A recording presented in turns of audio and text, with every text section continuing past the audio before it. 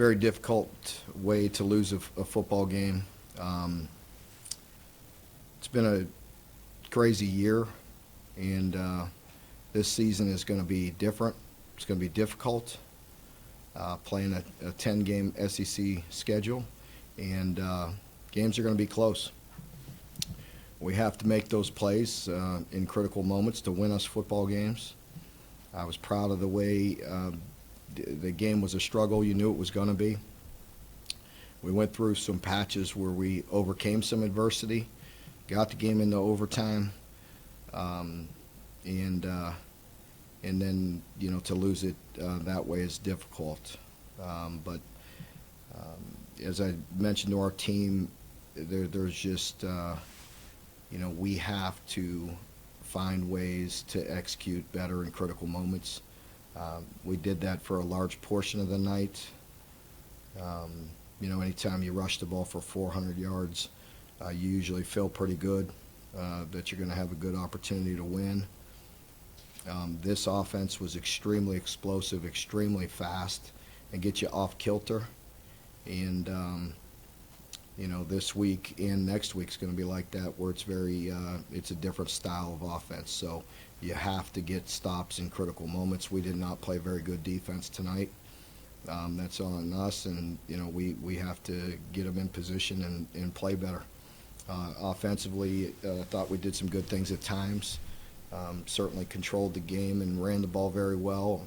Terry was efficient, 14 of 18. But we've got to make plays in critical moments and play better as a team to get these victories. Okay, we'll put it open for questions at this time.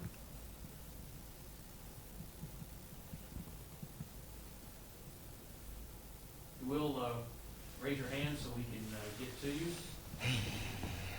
John Hale, go ahead, please. Mark, where do you go with the kicking situation from here? Obviously, PATs have been an issue the last 2 years, so just kind of where are things at with that? Yeah, we'll continue to work both guys. We'll continue to work Matt. We'll work Chance. If we feel like Chance gives us a better opportunity, then we'll go with him.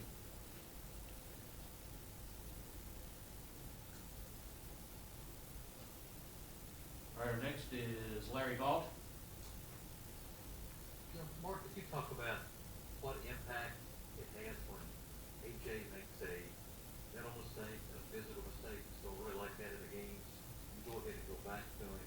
What does that kind of say? Does that just send a bad message when you got a guy like that that does that? Yeah, it definitely doesn't help. We've been a very unselfish football team through the years, and that's a mistake that's you can't have. AJ means well. He's a great young man. I'm not going to give up on him for one mistake. We will certainly point that out and show him, and he understands that's not acceptable. It's not how we've done things. It's not how we're going to do it. Fortunately, we've got to stop and got the ball back at great field position and scored, but it definitely has an impact. It definitely is not the right message, and it's not okay, but I'm also not going to give up on him for one mistake. John Clay. Mark, especially the second half, was there anything in particular that August was doing that was giving you the most trouble? They were doing what they wanted to do, to be honest with you. They really had us off balance. They spread you out. They go extremely fast. We've got to play better. We got it to a 2-point or a 2-touchdown lead, and then from there we really played poor on defense, and they scored so quick that momentum can shift. You're going to go through stretches in these games this season. Again, with the margin for error is small. You have to do things right, and you definitely knew that going into the game. With a team like that, could put the foot on the gas and go extremely fast. And it'll be very similar this next week. All right, Eric Decker. Obviously, last week Terry had a career high in pass attempts, and then coming in tonight, it seems like he had a really great day rushing. Was that something you guys wanted to bring into the game plan coming in, or was that just something you noticed working at the beginning of the game and just wanted to keep with it? Yeah, I think, just like you said at the second part of that question, it was working. We had to stay ahead of the change. Certainly, every possession, as you know, in a game like this, possessing the ball, getting yards, and scoring points, they're all important.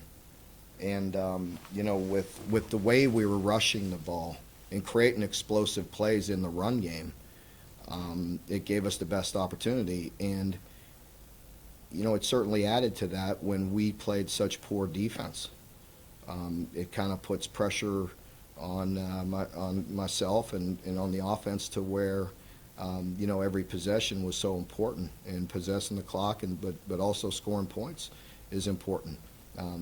There comes a time when you get off balance like we were, you have to play as a team, and I thought our offense responded several times tonight. Obviously, there's things they could do better, but there were times when they responded really well, where they had long drives and gave the defense an opportunity to kind of get over there and get some adjustments and try to get their feet up underneath them and play better. We just didn't play very good in the second half. Holding them to 14 in the first half, was I felt like we were playing just okay at that point.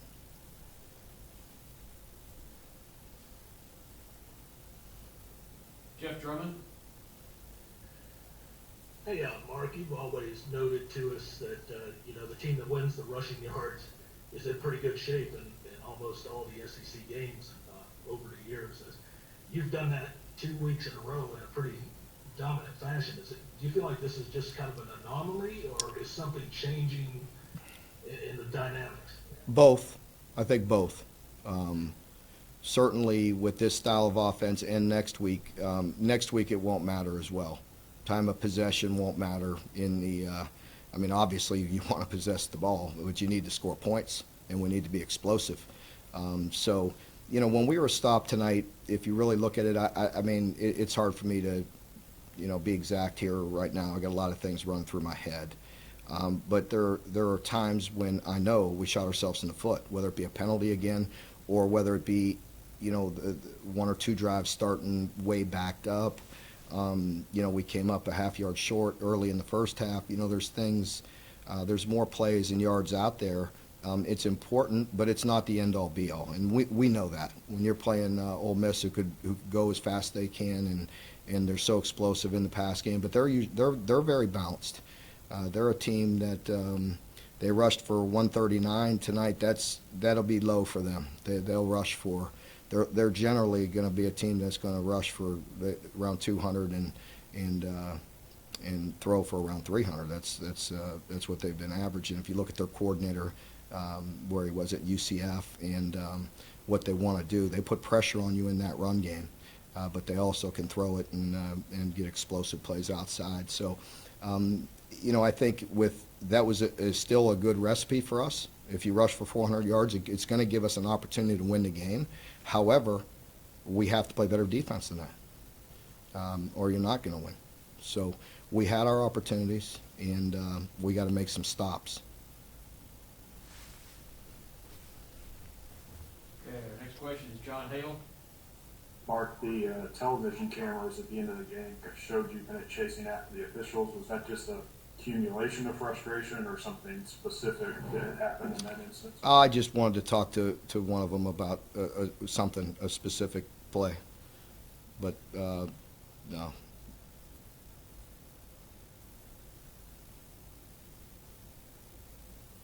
All right,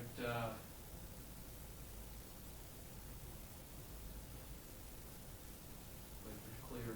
Okay, Kyle Tucker. That was the guy you guys obviously have had high hopes for, and if you're still new. It seems like in these first couple of weeks he's done a fair amount of sort of chattering, and has had some struggles when it's come to the actual plays. especially in the end zone. What have you said to him about the balance? I know you want corners too to be confident, and that's Wagner's kind of a part of what makes him good, but just the balance there, just get a good corner. Yeah, you were cutting in and out of there, Kyle, but I think I got the gist of your question. You know, he, a lot like a lot of our players, you know, we need to play better and more consistent. I thought he did some good things a week ago. Tonight, you know, just watching it out there, they're going so extremely fast. I know there were some plays that stand out in my mind right now that he needs to do a better job of. But I think, you know, I agree with you as far as that goes, really across our whole team. You know, you don't have time to get into it and worry about chattering, you know, with these opponents, especially with teams that go so fast. You got to focus in on your job and taking care of your business. And I got to do a better job of coaching our team on that. And our last question will be from John Clay. Go ahead, John. Mark, obviously 0-2 is not the start you wanted. How do you feel about the leadership on this team? Do you feel like you've got good leaders who can help pick guys up and get them ready for next week? I do, John, and I said just that in the locker room. I expect our leaders to step up. We knew it was going to be a challenge. Our players know it's going to be a challenge. It's going to be a challenging year, and I'm going to lean on them. And you know, we have to get back at it and get to work on Monday. And we play at home next week again. It'll be good to be back home, and it'll be another challenge, as it will each and every week. But that's also what makes it exciting. You know, every week's a big game, and you really truly got to look at it. And I also told the team this: if it went the other way, and we're in there celebrating and dancing and having a good time and everything, you still got to go right back to work on Monday. And it's going to be a long, challenging year, and you better you know, have your feet up underneath you and your focus, and you know, come to work each and every week, and you know, we'll get our team back and get them ready to play here this week. Coach, thank you very much. Appreciate Thank your you. time. We'll have players shortly.